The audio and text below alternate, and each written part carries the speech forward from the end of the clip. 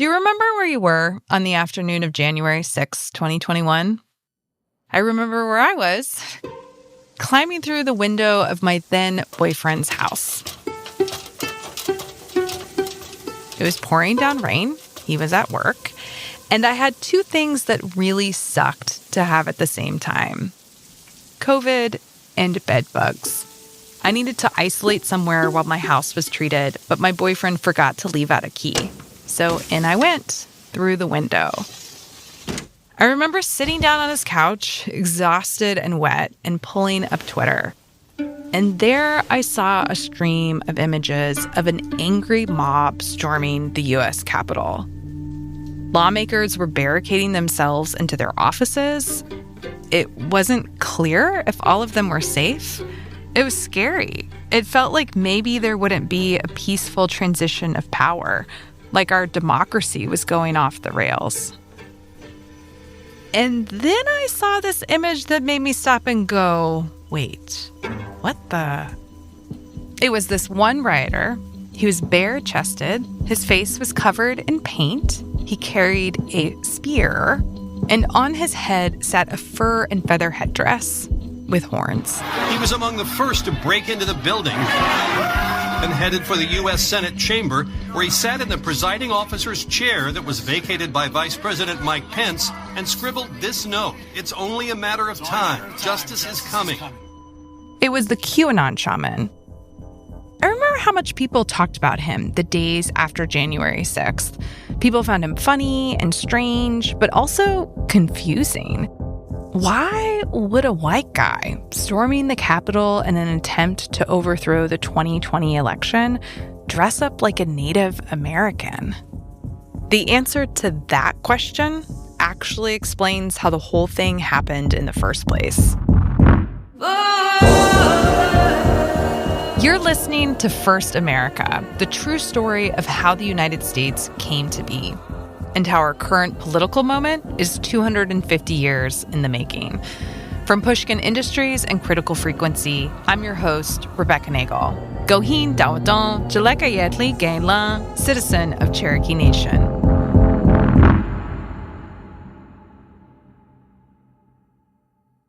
A lot of people felt confused by the QAnon shaman's outfit.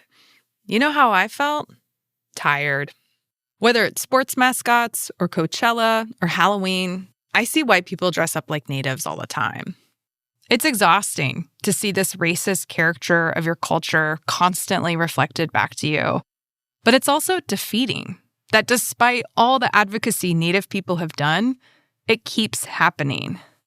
And I wanted to know why. Why do Americans keep doing this?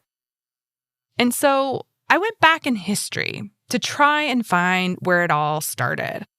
And the beginning was a lot earlier than I would have guessed. Last episode, we talked about how the American Revolution started in Pennsylvania over native land, not in Boston over taxes.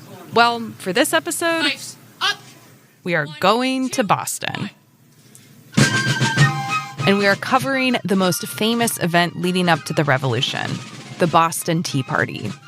You've probably heard of the Boston Tea Party, but there's a part of the story I bet you haven't heard, and that's the Native part. Earlier this year, I visited the Boston Tea Party Ships and Museum with my producer, Kim. Through the magic of historical tourism and reenactments, I was able to travel back to the year of the Boston Tea Party, 1773, and I met someone who's going to help us tell this story. Well, someone pretending to be someone. So, my name is Archibald McNeil. I'm a rope maker here in Boston. His real name is Jeff. He works at the museum as a tour guide. Now, I've been living in Boston my whole life. Will you tell us what you're wearing? I love getting to talk about my outfit. So, I'm wearing my striped green and white trousers, my trusty boots, and then I'm wearing my linen shirt, and then I have my short jacket here, which is made of wool. It is quite cold, and then I have right now on a linen cap. In his little outfit, he kind of reminded me of a newsboy, but I know the time period is off. As a tour guide, Jeff seemed really earnest. I might not look like I have much money, but my family does own land here in Boston. At the museum, he tells the story of the Boston Tea Party. See if you can catch the native part. It starts in 1773, when Boston is boiling with anger. Bostonians have been at the forefront of fighting back against tyrannical taxes and oppression. They're mad at George III, King of England. George had started imposing taxes on the colonies to pay for that huge world war we talked about last episode. And when the colonists protested in Boston, George sent in troops. I witnessed the protests, and some of us even considered an invasion by British forces in our own town. When a crowd of colonists threw snowballs and ice at British soldiers, the soldiers fired into the crowd. 5 men were gunned down outside the State House. I was there and watched some of my dear friends get killed. This was the Boston Massacre. March 5th of 1770. 3 years later, the British Parliament passes a law called the Tea Act. It gives this one British company a monopoly over all tea shipped to the Americas. To add insult to injury, the tea it wants to send is bad. It's old, it's moldy. And then there's the tax. For every pound of moldy tea, the colonists have to pay a 3-pence import tax. 3 ships of moldy monopoly tea are docked in the Boston harbor. We cannot send the tea back. The moment that tea is offloaded, the taxes have to be paid, and we know what has to be done. They decide to throw the tea into the harbor. And so December 16th, in the middle of a snowstorm, it's quite cold. About 150 of us storm down to Griffin's Wharf. We board the ships. There are thousands on the shoreline watching us. Now, some more... And here's where I want you to pay attention to what Archibald and his fellow colonists were wearing. We cover ourselves in cloaks, coats, blankets, anything to disguise our figures. Some folks might smear some lamplight soot on their faces. This is going to be treason after all when we throw this tea into the harbor. We want to make sure that none of us are recognizable. There's an important detail missing, but we'll come back to that.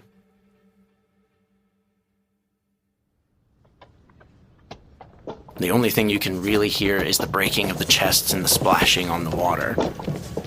The heaviest of these chests weigh about 400 pounds. It's a lot of tea to get all the way up above board.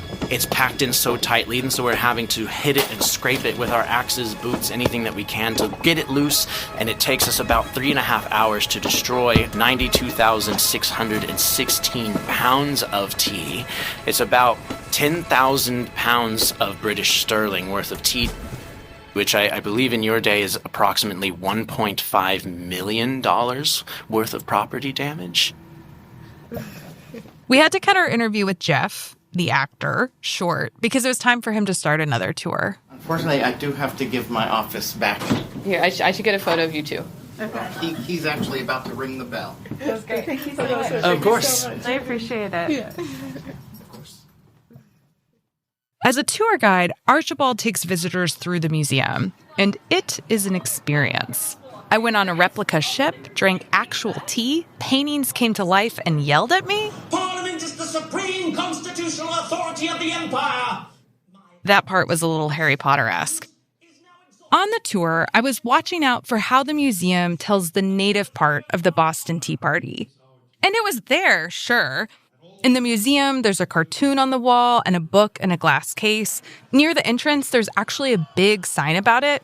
Museum staff pointed it out to us. We wanted to make sure that this message was communicated to all of our guests. I could also imagine, though, kind of walking past it. You can, yep. People aren't oblivious sometimes, My sense was that unless you were really looking, the native part was easy to miss. Would you mind saying your name and where you're from? Sure. My name is Jenny. I'm from Dublin in Ireland. I wanted to test my hypothesis. And so as people left the museum, I stopped them outside. This is going to sound like the weirdest question you've ever been asked, but from going through the museum, did you pick up on what the rioters were wearing when they stormed the ships?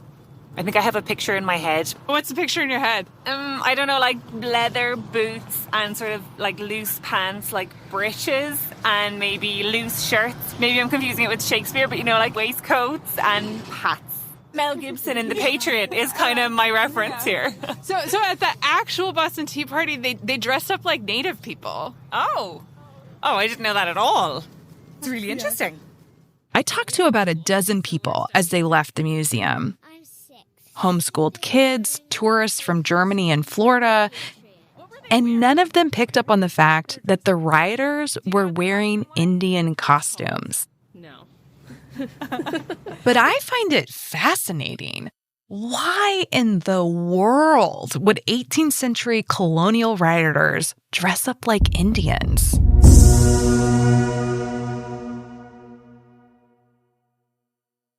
To try and understand why the heck colonists dressed up like native people to throw tea in the Boston Harbor, I met up with a historian from Harvard. Hey, Phil! Welcome to chilly Boston. This is Phil Deloria. He is a descendant of the Standing Rock and Yankton Sioux tribes. Where are we standing, Phil? We're in front of the Boston Tea Party Ships and Museum. The fifes and the drum music is playing. What's a fife? Oh, it's a little flute. What's that building called? That's called Ye Old ATM. Classic American tourist infrastructure. Phil wanted in on the fun, and so we boarded a ship. It's part of the museum and docked in the real Boston Harbor. I love this stuff. It's super cool, right? It's full of ropes and riggings, and it's surprisingly small for a ship that's going to be sailing on the open ocean. I mean, to me, I would be scared to be on this ship, frankly. Can I throw a box of tea over? Fantastic. I'm standing here holding this crate of tea, or a replica of a crate of tea. Here we go. Listen for the splash. All right. I feel very American right now. If you can put yourself in the shoes of, a young lad who's throwing the tea overboard, what do you think is going through his mind? Oh, I think he's having so much fun. It's dark, you're in disguise, you're with your friends. The ways that, like, when we jump outside of civil order, it can be incredibly liberating. Phil wrote about all this for a book called Plain Indian. In it, he says that the American tradition of white people dressing up like Indians, it starts with the Boston Tea Party. They were wearing something that they thought of as Indian costume, more or less, right? But what does that mean? Some lamp black on their faces. Which is basically soot to darken their skin. Maybe a feather or two, some blankets. Blankets are even at this moment associated with Native people. They actually attach a tribal name to this. They call themselves Mohawks. The way this story gets told a lot is that the rioters dressed up like Mohawks for disguise, the way a burglar would wear a mask. After all, they were committing a crime. Phil and other historians think that's wrong. It's pretty clear that if you knew Boston street politics, the identities of most of these people are not really secret. Phil says the rioters weren't wearing a disguise. They were wearing a costume. Boston is Boston, the tea is the tea, and to sort of call it a party, the costumes make that possible. That's what's strange about the Boston Tea Party. I mean, it's part protest, part riot, but large part party. To understand why 18th century rioters would want to wear a costume, Phil says we have to go back to medieval Europe and to this thing called misrule. Misrule itself is about inverting the social order. So you can go to old church festivals and find the bishop suddenly becomes mounted backwards on a donkey and dragged through the church. Horrendous, right? Sacrilege. At this time for peasants, laws are really harsh. For poaching a deer from the king's forest, the punishment was death. So they'd find ways to push back, like ganging up on a sheriff. Sometimes you can think of these as little baby riots, right? Little baby riots that have a kind of a traditional folk character to them. To add fun to their civil disobedience, they'd wear a costume while they did it. When they were exercising these rituals of misrule, men would put on women's dresses. Banging pots and pans in the street, riding someone out on a rail, even tarring and feathering. All these things go back to medieval Europe. And they make their way to the New World. So by the time we get to the Boston Tea Party, having a little baby riot to protest the king's unjust tax is not new. Even putting on a costume for your baby riot is not new. What changes is the costume. Phil says colonists decide, we don't want to dress up like women, in the way that they used to do it back in the old country. but we need to dress up. We want to do something. And here's this Indian costume. And it does all the right stuff. And that costume of the Indian, it starts to mean something to the colonists. And that meaning is connected to the land. You have to remember, in England, it's illegal to hunt in the king's forest. It's illegal to collect wood. To suddenly landing in New England, finding that, yes, I can go out and hunt deer. If I want to have a big fire and stay warm, I can do that.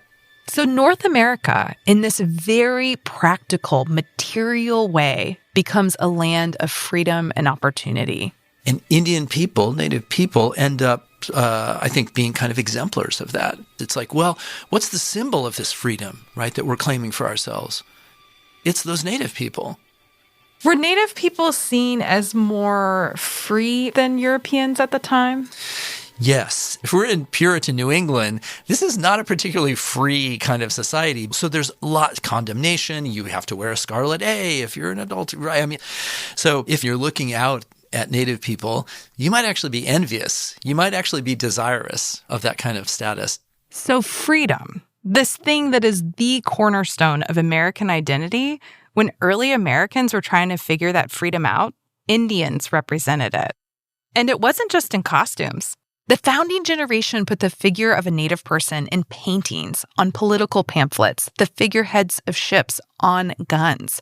18th century white dudes had weird societies where they gave themselves Indian names and performed made-up rituals. They were obsessed.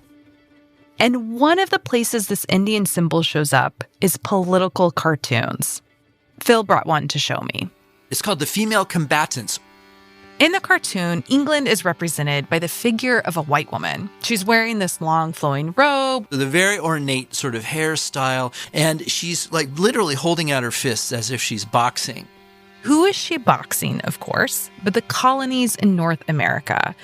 And in the cartoon, the colonies are represented by a Native woman. There are feathers coming out of her hair. There's a kind of breechcloth thing, no top, so her breasts are exposed. And she's reaching out to punch Britannia in the face, right? And Britannia is saying, I'll force you to obedience, you rebellious slut. Does the Native woman in the picture, does she represent Native people or does she represent white people? She absolutely is not representing Native people. She is absolutely representing American colonists who are rebellious. Okay, so in this cartoon, they're not... Indigenous people have nothing to do with the political struggle. It's just a stand-in for the white colonists. Exactly. It's a symbol. It's kind of weird. It's very weird. It's very weird. At the time of the Revolution, colonists needed a national identity, and they were in an awkward place. They were not English anymore, but they're not American yet. Phil says plain Indian is the bridge that gets them to American. Looking at England, you are rebelling literally against the monarch. And what do you say? I'm not that. I'm not that dominating kind of thing. No. I'm back over here. I'm Aboriginal. I'm of this land of freedom and liberty and abundance. I've been made a new person. Those lofty Enlightenment ideals we all know from the Declaration of Independence, they're great and all, but revolutions and regular people need symbols. They need something tangible that represents those big ideas. And for the founding generation, that symbol was Indians. Do the colonists need to take on Native identity to become American? They do, but they can't fully take it on, right? Because they also are repulsed by it, right? And I think it's this sort of dynamic of sort of desire for something about being native or Aboriginal to this place and repulsion, right? Of thinking these are savages. We want to have nothing to do with them. And so the way early Americans played Indian had this big contradiction baked into it. They despised actual Native people. We were the merciless Indian savages of the Declaration of Independence. But the Indians of their imagination, they loved those Indians. Those Indians had all this freedom and all this land the colonists wanted for themselves.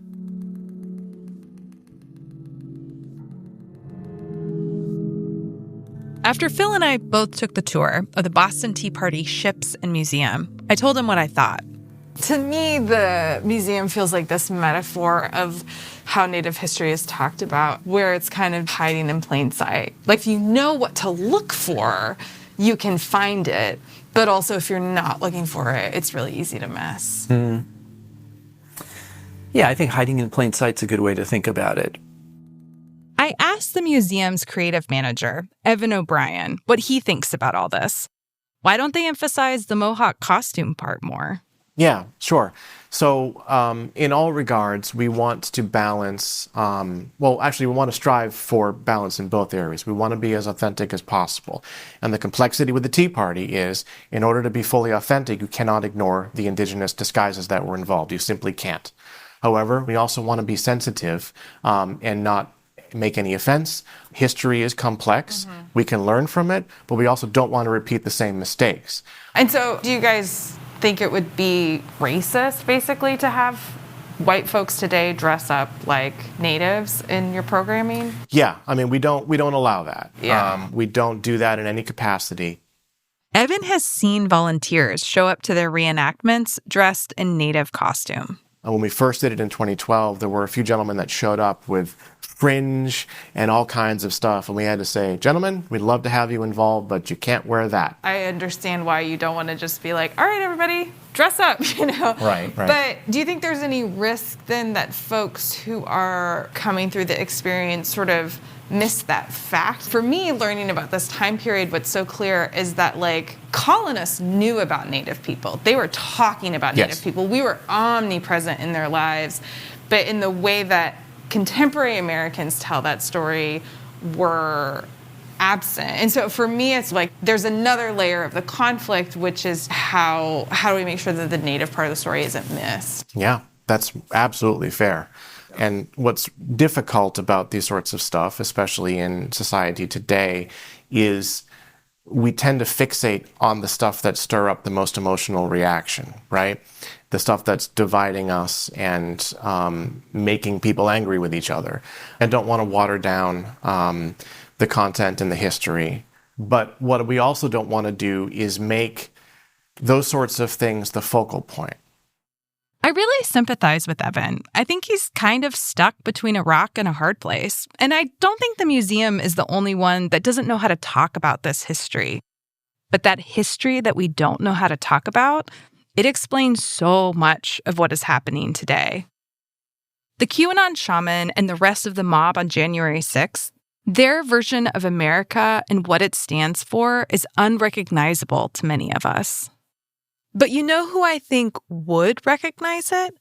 Those early Americans who also dressed up like Indians to riot, who also took matters into their own hands, who also wanted a version of freedom that was rooted in their imaginations, not in reality. What that means for our country today, after the break.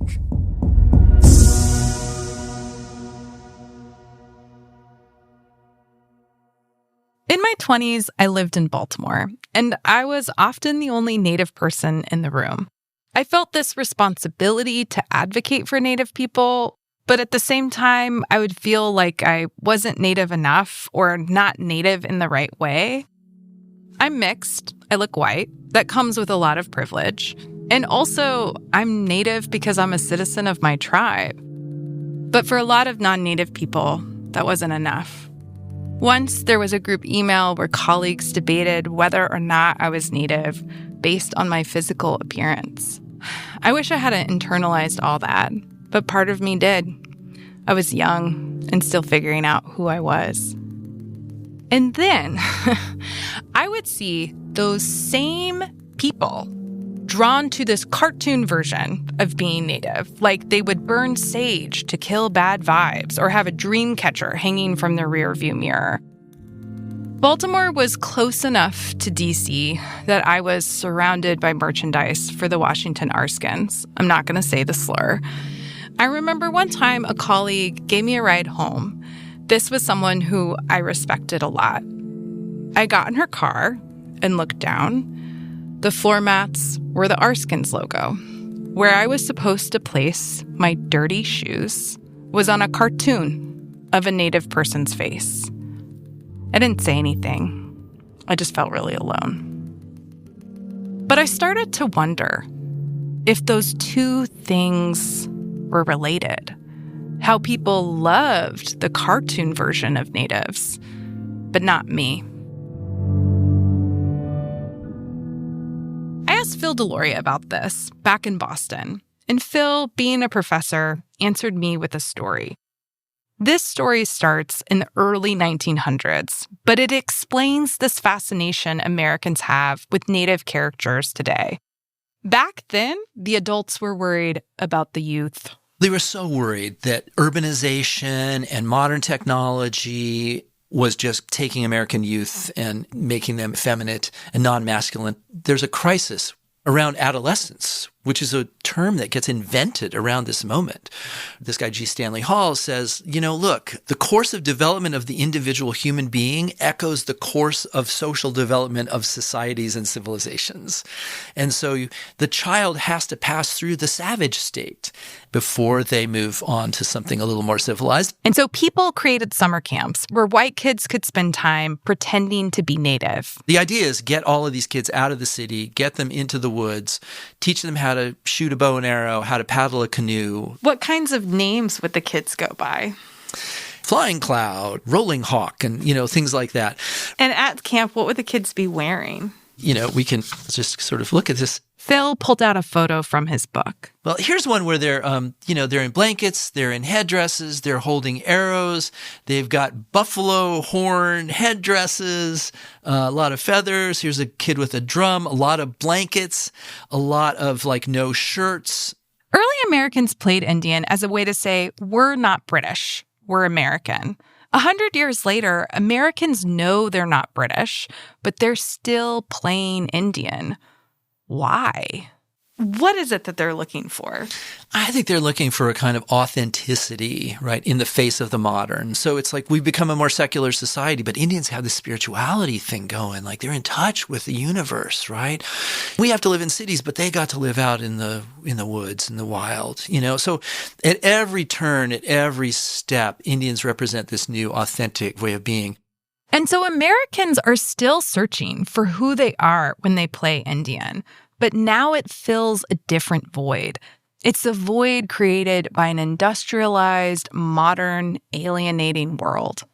You can see it in the fringe, buckskin, and feather headbands hippies wore, in the weird sweat lodge ceremonies New Agers performed, even in the back to nature, make America healthy again ramblings of the QAnon shaman. At pretty much the same time summer camps became a thing, there was this other American tradition taking shape: sports mascots. Early 20th century is when mascots in general start showing up in sports. And so you do get these Indian mascots kind of right from the very beginning. Phil says mascots and the whole summer camp thing, they're related. The mayor of Kansas City at one point was also very big into the Boy Scouts. As a Boy Scout leader, this mayor liked to dress up like an Indian. And he kept dressing up even after he became mayor, which earned him the nickname Chief. Chief in that sense might mean like the mayor, the boss, whatever, right? But also means like Indian chief. And before you know it, right, all of a sudden you've got the chiefs. So the mascot is paying homage to a white man who liked to dress up like an Indian. I think you could say it that way, yes. That's wild. And that's how the Kansas City Chiefs got their name. It's been over 100 years since cartoon natives started showing up in sports. And I wanted to know what the deal is. Why are people still so into them? So after leaving Boston, I got on a plane and I went to a football game.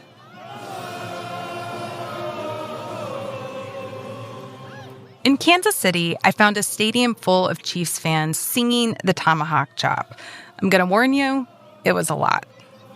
So the thing that we're asking people today is about the Tomahawk Chop. How do you guys feel about the chop? Love it, love it, love it. I heard people sing the chop as they walked up the long stadium ramp to find their seats. People sang it in the parking lot. Most of the native songs I've heard, they have words. It's weird to hear this impression of our music that doesn't even have a consonant. I talked to fans who put the Chiefs logo in places you might not expect. Lest anyone doubt our fandom, that's my actual wedding ring. Can you just describe what it looks like? It's got a ruby background with the Chiefs arrowhead logo in the middle of it. I even went to a tailgate party that was also a memorial. So we're here for our buddy's tailgate to celebrate his dad. We do this every year. This is the 3rd or 4th year we've done this tailgate. People told me the team name honors Native Americans. I think it's just like the fighting spirit of like the Native Americans, you know, that never back down mentality. I mean, like from the male perspective, that's probably the cooler part. I got the sense that the game, the stadium, the colors, even the chop isn't just about football. It's deeper than that. Fans use this one word to describe it. It's tradition. Everything's so tradition-based. Just always thought of it as like a tradition of the game and a tradition of the Chiefs. What I heard people say is that it's part of who they are. Would you guys be mad if the name changed? Oh, yeah, I wouldn't want it to change. I wouldn't want it to change. Why not? I mean, it would still be football. Like if they were, you know, the Kansas City Wolves or something like that, it would still be the same team. It's just history. It's its own culture, and there's hundreds of thousands of fans. Yeah. As a part of a nation, are you upset about the use of the tomahawk chop and arrowhead and chief? Are you upset about that? You know, there's been some like research where they look at the effect of Native mascots on kids, and they have found that exposure to Native mascots actually lowers those kids' self-esteem and sense of pride in being Native. So I'm not not discounting the research, but we need to like help them and educate them. So let's not try to like make your childhood bad because you see this happening in sports. Like you have to help them through that and embrace your culture, exactly. You know, and have your kids engage in what your culture is. It sounds like what you're saying is that it's like kind of on Native kids and Native communities and parents to correct whatever negative impact mascots might have on them. You know, I'm an Italian American. There's a lot of we're all in the mafia. We all love pasta. We have greasy hair. You just got to expect that. And I do love pasta. All right, I'm going to go watch some football. Thank you, guys. That same researcher who found Native mascots hurt Native kids, she and a colleague also looked at white students, and it had the opposite effect on them. Seeing a racist mascot gave white people a boost in self-esteem. I talked to Phil Deloria about this. Look, this whole mascot practice is super bad for Native kids. When Native kids see the powerlessness of their parents and their elders and their leaders to stop this thing, they feel an incredible lack of efficacy for being Native. That seeps into the blood and the bones of Native kids. That does this kind of damage. This isn't just a trivial thing. When I was at the football game, I heard over and over that mascots honor Native Americans. But when I confronted fans with the harm mascots do to living, breathing Native kids, they didn't want to hear it. It reminded me of how I felt back in Baltimore. I think what feels really frustrating for me as a Native person is that at the same time that, like, we're everywhere, right? Like, you know, we're mascots, we're, you know, like a wooden figure outside of the gas station. We're also nowhere. And just like how often I feel really invisible in the United States. Do you think that those things are connected? They're just two sides of the same coin, right? I mean, Indians are everywhere because settlers have to imagine Indianness inappropriate for themselves and sort of take it and like always playing with it. At the same time, every time that there's a real, actual red-blooded Native person standing there in front of them, it is a reminder, right, that all of this land was once Native land. That dynamic of white people liking the Indian that exists in their imagination, but not actual Native people, it's still around today. And the Indian of white people's imaginations, that Indian only lives in the past.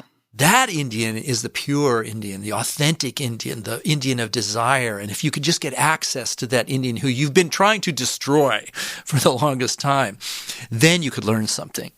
Yeah, I get asked pretty offensive question by non-Native people a lot they'll ask me, like, if I grew up on a reservation, what my blood quantum is.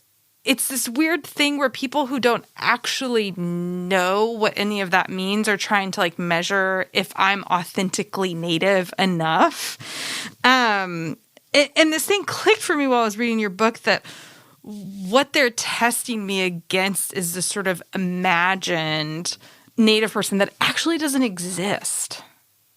Yeah, it's really interesting, right? Because at this moment, right, the framing of that Indian that we're going to desire is an archaic, ancient, timeless person who can't exist within history at all, right? Because who are the Native people who are the most important shakers and shapers of stuff?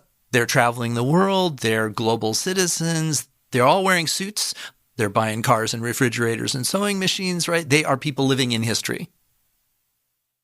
I'm 40 now. Most of this stuff hurts less than it did when I was younger. But it still felt really good to have an elder validate my experience, to say, it's them, not you. Phil says that weird dynamic of liking cartoon natives more than real ones goes back to this thing called settler colonialism. This is the difference between sort of regular colonialism and that thing we call settler colonialism. You know, regular colonialism is kind of a binary thing, right? You're going to send me to India? Oh, I'm going to stay British. There's no way that I'm going to become Indian, right? I'm going to stay British. What do I want to do? I want to send my kids home to Eton and to Cambridge and Oxford. What do I want to do? I want to get the hell out of here and go home and retire to Northumbria, you know, and have a little estate. Am I going to stay here? No. Am I going to embrace these people? Absolutely not. I just want to extract their labor, right, and their resources. That's like classic colonialism. But the settler colonial kind of structure is a different position. They're not going to go back home to the mother country, right? Because settlers come to stay. That means they care more about land than about labor, and they find ways to take and appropriate the identities of the indigenous people who are there. Settler colonialism is complicated, of course. It spans continents and centuries, but Phil says the easiest way to understand it is this. You want to build a new country on a piece of land, but you have a problem. People already live there. So you come up with all these ways to get rid of the people living on the land you want. And as you're pushing people out, you need to claim that you belong. How do you do that? You take on the identity of the people you pushed out. The dilemma of the settler, right, is always to be on the edge of feeling bad about yourself, right? The United States is founded on a certain premise that we can hear in the Declaration of Independence. All men are created equal, that they are endowed by their creator with certain inalienable rights. So if you take that as the vision document, as the foundational document, right, you have embedded within yourself, right, something that must necessarily speak to other people who you have not treated in those particular kinds of ways, right? And that is an inescapable kind of conundrum.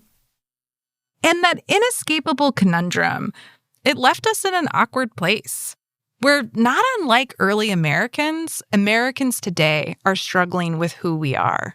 Americans are always uncertain about their identity, which means they over and excessively overperform, right, their claims to identity.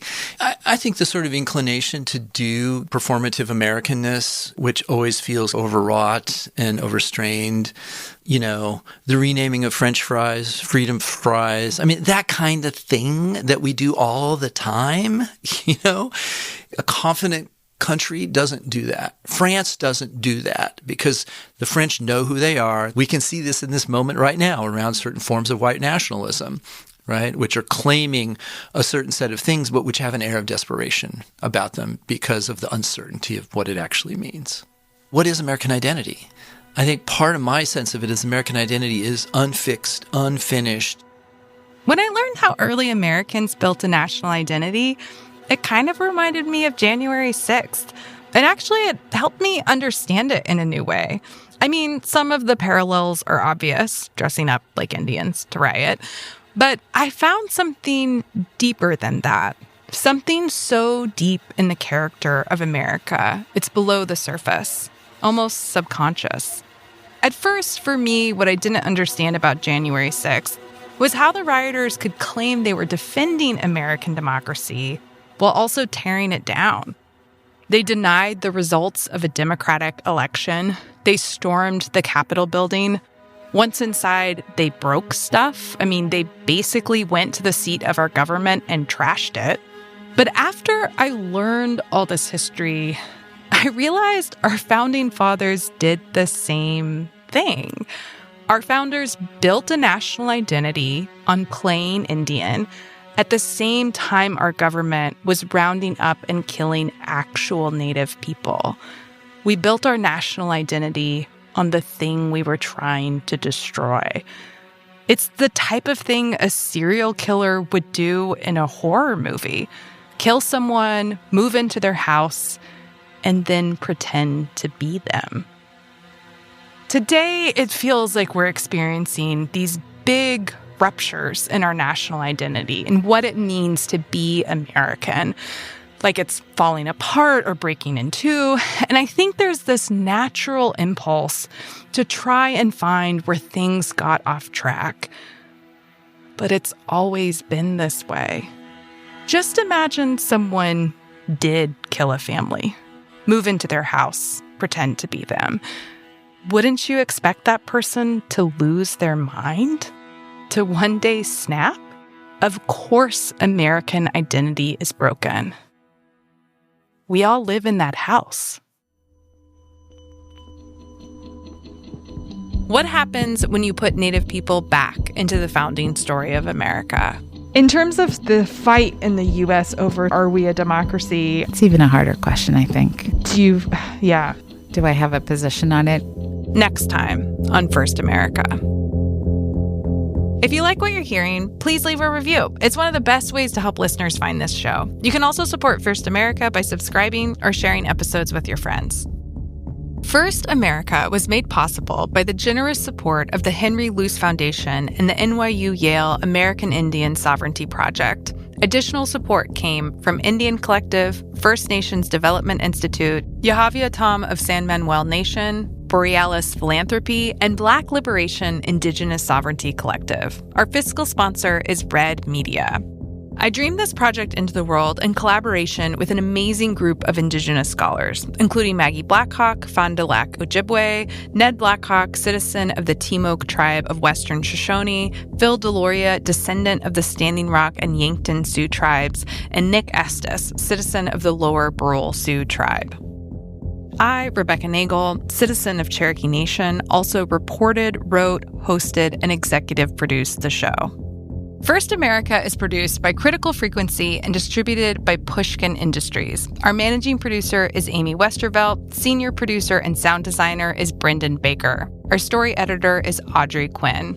Jules Bradley, Kim Nettervie-Petersa, and Jordan Gass-Pore are our producers. Our editorial consultant is Connie Walker, citizen of the Okanese First Nation. Fact-checking by Naomi Barr. Our partnerships director is Lindsay Crowder.